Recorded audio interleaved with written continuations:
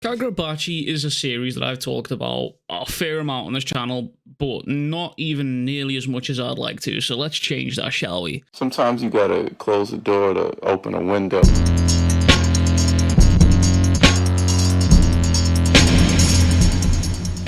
Takeru Hokuzono continues to just prove his mettle as an author, creating a story with phenomenal battles, artwork, and intrigue, but also showing his emotional depth that he can add to a character within a short amount of time. Because previously we had Sojo, who was the forefront of this type of conversation within Kagurabachi, a character who not only dominated the panels with just raw aura and chaotic energy, but also having a surprisingly good sense of depth to his character, and that was shown the more he interacted with Chihiro here. However, this time, Takeru is showcasing the raw depth of a character and the heart-tugging story beats with Hakuri. And with chapters 35 and 36 pretty heavily centered around this dude, he went from a character who, if I'm honest, I didn't really find myself, invested in him. I found myself pretty indifferent to him upon his first introduction, to someone who I've now found myself incredibly fond of, to be honest with you. And Takeru has built this dude up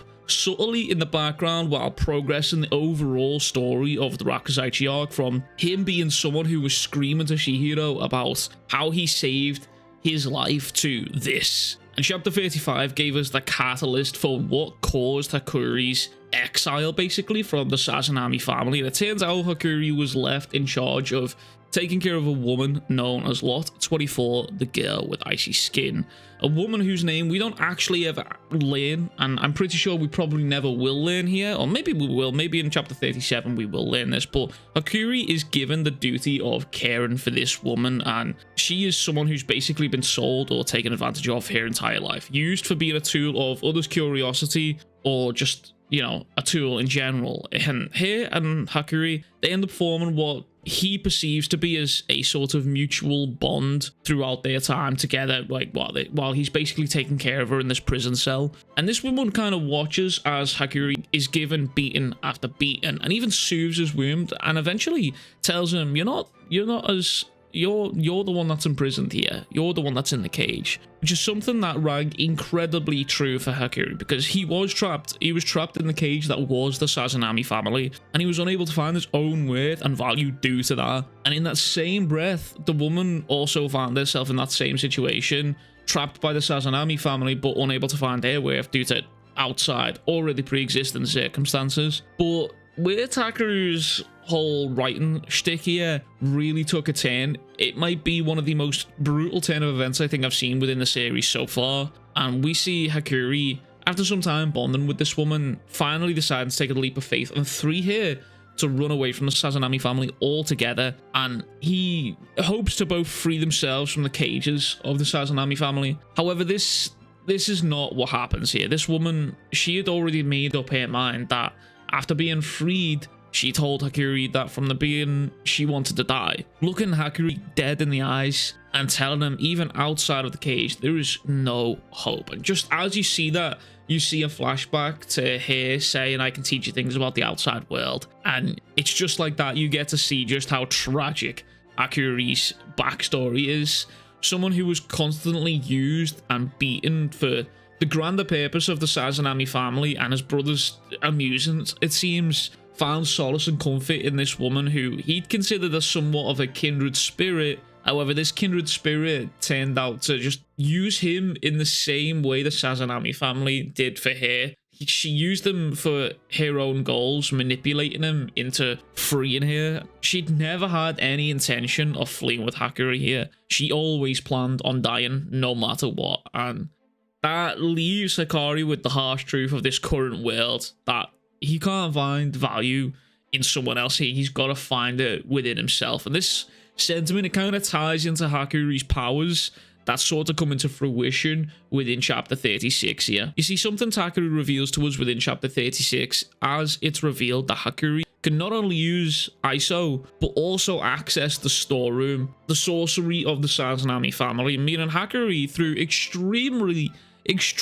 brutal means, found value within himself, a talent and power not seen since the first patriarch of the lineage of the Sazanami family. Someone who was considered a failure and was deemed useless by his father and his brothers now stands in front of the man who used to beat him senseless, wielding not only the power of ISO, but also the power of the storehouse, a power that his brother was set to inherit from his father when he passed away.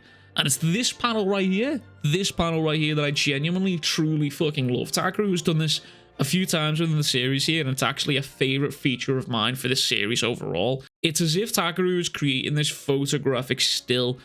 It's like a Polaroid of sorts here for like key moments within the series, and he's done this so many times throughout the series. I say that, by the way, I say so many times, but I literally went back to check how many times he's done this, but it's only been a handful of times here. It's actually only been 4 times that he's done this, but coincidentally, Hakuri has taken up 2 of those 4 times here. So Hakuri has made up, for a short amount of time in the series, has made up 2 iconic moments in these kind of Polaroid stills that Hakuri does. I personally think I enjoy these types of panels a lot more than the double panels. Don't get me wrong, the double panels are epic, but these just have a style and nuance. It feels like a framed piece of artwork. But this chapter, it delivers a whole lot more than just development for Hakuri, because it gives us even more lore about the power system of Kagurabachi, and as Shiba explains, spirit energy is what circulates throughout the body. You use this circulation to unleash sorcery, but what kind of sorcery you have is kind of predetermined. Now, I'm assuming it is based on the family that you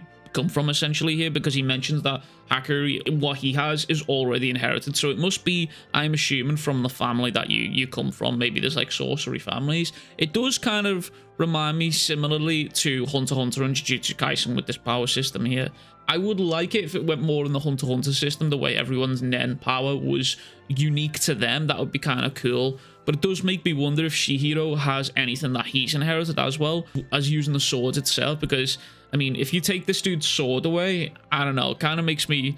It also does kind of make me wonder about Shiba's sorcery as well, because this dude is insanely fucking strong. Like, this guy manhandled elite sorcerers from the Sazanami here, and I mean, he was going toe-to-toe with Tenri, who at the time was buffed by the Datan Sekai, and that same buff allowed him to somewhat stand toe-to-toe with a Mei cloaked Chihiro, a fully Mei cloaked Chihiro, which is incredible feats here. So Shiba is insanely strong, but this chapter ends up closing out with Chihiro ultimately wasting that final Mei on Tenri here, because even though Chihiro thinks, you know, I'm gonna have to use this, gotta end this here, Tenri ends up succumbing to the raw power that is the Datan Sekai here. And we also see Hakuri sort of mirroring Chihiro and refusing to fall in this one particular panel here, and ultimately finishing off his big brother Soya here.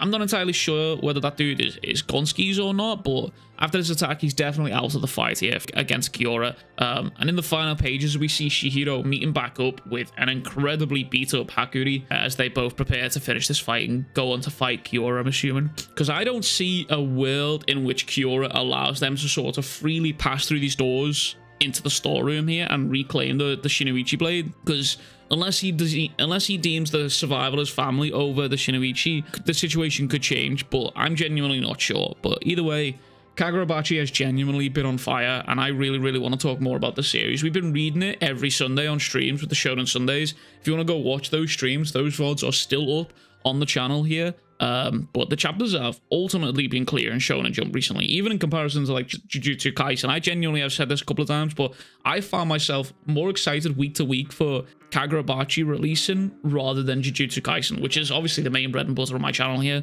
But anyways, that is everything from me. I hope you enjoyed this video. If you've not already, please be sure to like and subscribe. We just crossed 31k subscribers, which is pretty fucking insane, because I've not even had a chance to film the 30k special yet, and we're already rapidly closing on 40k, which is, that's kind of wild. But yeah, anyways, I will catch you guys all in the next one. Make sure to go tell somebody you fucking love them. Go drink some water. Much fucking love. Big fucking kisses. Peace.